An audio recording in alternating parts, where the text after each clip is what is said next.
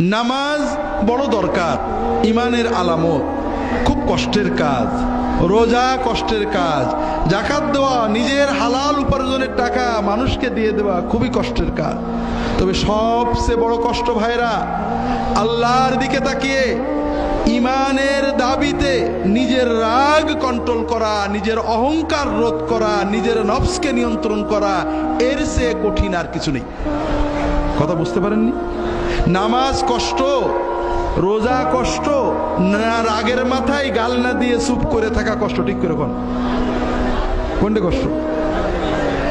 সকাল থেকে সন্ধ্যা পর্যন্ত মুসলমান 17 ঘন্টা 16 ঘন্টা 15 ঘন্টা না খেয়ে না পান করে ক্ষুধা পিপাসায় বুকের ছাতি ফাটিয়ে রোজা রাখে না?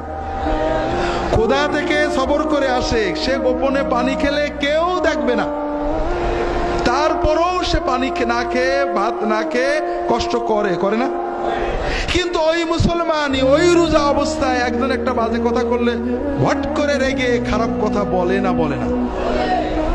তাহলে 17 ঘন্টা না খেয়ে থাকা কঠিন, না রাগের মাথায় নিজেকে নিয়ন্ত্রণ করা কঠিন? হ্যাঁ, আপনারা বলবেন রাগ তো একটা মানে ন্যাচারাল, এ তো হুজুর কন্ট্রোল করা যায় না। এটাও একটা মিথ্যা কথা। আপনি প্রচন্ড রেগেছেন, একজন রিক্সাওয়ালা আপনার পায়ের উপর চাকা তুলে দিয়েছে বা আপনার জামা ছিঁড়ে দিয়েছে, একজন গরিব মানুষ বাজে কথা বলেছে, একটা ফকির আপনার ধাক্কা দিয়েছে, আপনি যাচ্ছিলেন মসজিদ থেকে বেরিয়ে একটা ফকির জামা ধরে টান দিয়েছে, আপনি রেগে চোখ লাল করে তাকিয়েছেন, ঘুষি দেবেন বা রাগ করবেন। এমন সময় দেখেন আপনার পাশেই এমপি সাহেব দাঁড়িয়েছে, আপনাকে ডাক দিয়েছে, আপনার রাগ কি থাকবে? তাহলে এমপিকে দেখার কারণে আপনার রাগটা চলে গেল, ঠিক না?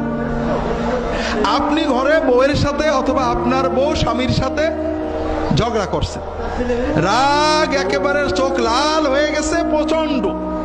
এমন সময় দেখেন ঠকঠক করে দরজায় কেউ কি করছে, ঠকঠক করছে, নক করছে। আপনি রাগে চোখ ফুলিয়ে কে বিরক্ত করে এই অসময়ে দরজা খুললেন, দরজা খুলে দেখেন আপনার বস দাঁড়িয়ে আছে, রাগ তো থাকবে? রাগ থাকবে তো? থাকবে না।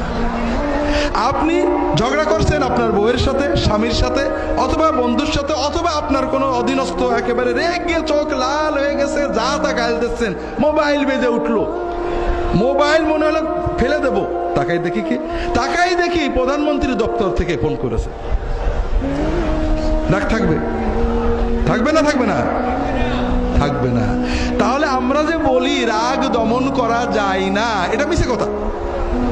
রাগ খুব দমন করা যায়। কথা হলো আপনি কাকে দেখে দমন করবেন, এমপিকে দেখে, বসকে দেখে, প্রধানমন্ত্রীর দপ্তরের মোবাইল দেখে, নাকি আল্লাহকে দেখে রাগ বন্ধ করবেন? এইটা হলো ঈমান।